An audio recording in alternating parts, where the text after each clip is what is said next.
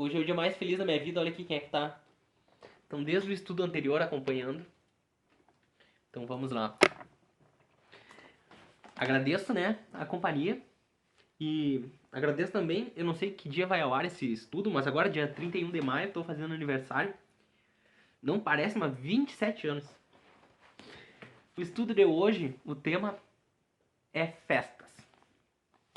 Começa falando: Filipe renasceria com a missão de impulsionar a verdade. Antes de encarnar, ele prometeu aos espíritos superiores que iria acolher os ensinamentos e distribuir os ensinamentos de Jesus perante toda a multidão. Começaria o apostolado por intermédio de palavras, né, palestras, enfim, e terminaria lançando alguns livros. Muito jovem ainda, falava arrebatando quem ouvisse. Benfeitores invisíveis ajudavam, né, ocupavam a sua garganta, transformando suas palavras em sublimes ensinamentos.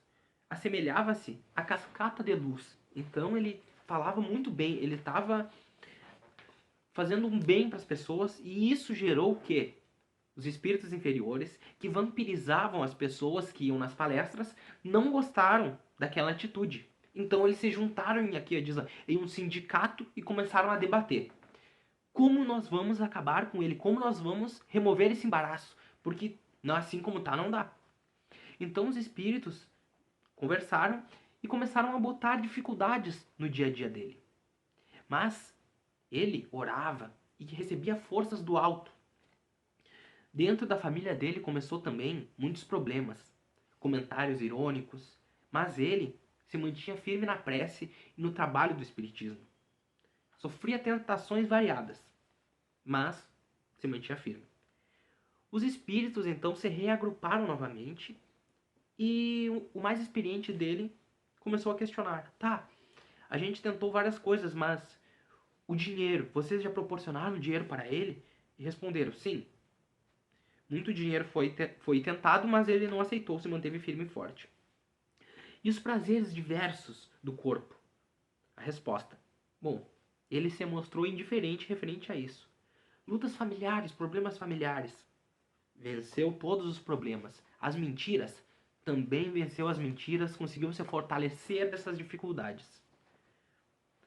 O espírito mais experiente então pensou por algum tempo, refletiu e falou: e as festas, as homenagens pessoais? Vocês por acaso tentaram incutir isso nele?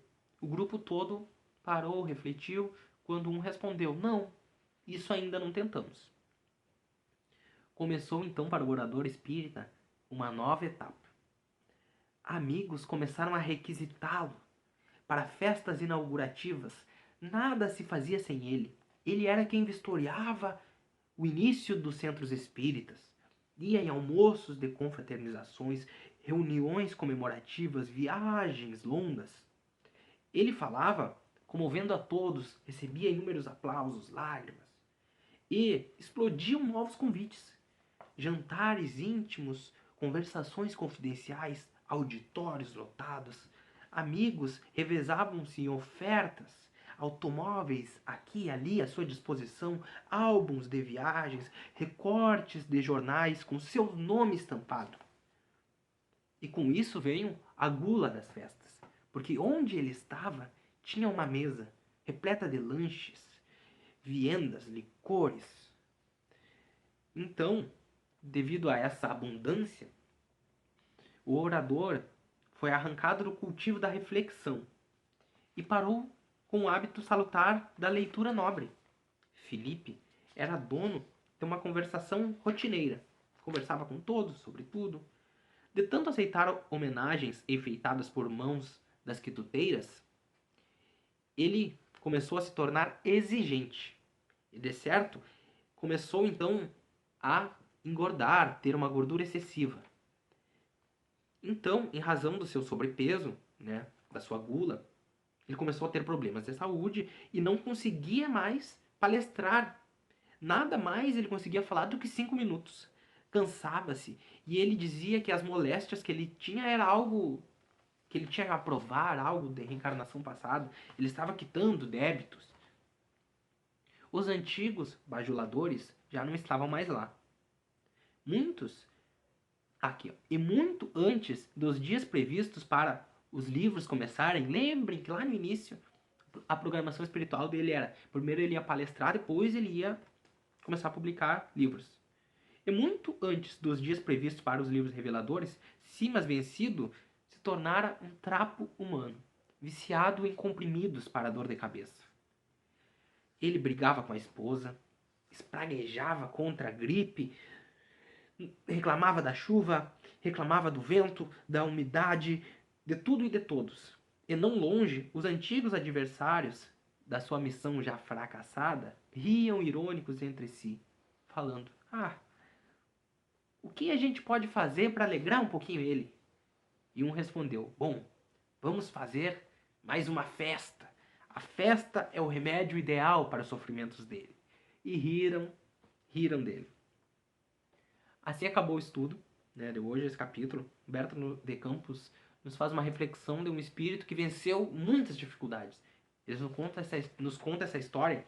Ele venceu problemas familiares, calúnias, mentiras, o que mais? Enfim, aqui diversas tentações ele venceu. Mas quando chegou a questão do orgulho, ele foi se esquecendo aos poucos. Aqui diz, é porque eu corto porque é grande, né? Mas tem uma parte ali que diz que isso não aconteceu do dia para noite. Foram anos. Ele seguiu palestrando por anos, mas foi se desviando lentamente, lentamente. A gente acaba que vai se desviando, deixa de ir no centro. Agora botando pra gente, né? Deixa ele ir no centro espírita um dia, no outro. A gente vai se desviando, e no final lá, esse desvio é imenso. O que começa 1 centímetro aqui, vai indo, e o desvio fica enorme no final. Mas, em tese, quando a gente tá numa situação um pouco mais difícil, e a gente está batalhando para atingir alguma coisa, seja no espiritismo, seja na vida financeira da gente, na vida profissional, a gente está batalhando, a gente tem uma motivação, a gente está... Aquele foco principal, é o final, né? Principal, tem que atingir lá. Mas muitas vezes quando a gente atinge o objetivo e aí começa a colher os frutos, né? Muitas pessoas se enganam com isso. Deixam se enganar. Pensam, ah, não, mas eu sou, por exemplo, militar do exército. Eu posso fazer o que eu quiser, enfim. Aí a gente começa a relativizar algumas coisas. Que era o que aconteceu com ele. Ele era espírita, palestrava, enfim, se dedicava. E aí, quando depois de anos, ele... Ah, não, agora eu já sou. Então, questões... Ia iniciar centro espíritas. Ele estava lá, fazia isso, faz aquilo. Doutorando, né, como se diz. Já era uma autoridade, todo mundo falava isso pra ele e ele acreditava. Eu vou entrar no tema bem pessoal, mas enfim. Não deve ter ninguém vendo esse vídeo, já tá no final do vídeo, então. Mas comecei minha vida com meu pai, trabalhava bem, super bem. E a minha mãe era desempregada. Minha mãe engravidou com 16 anos.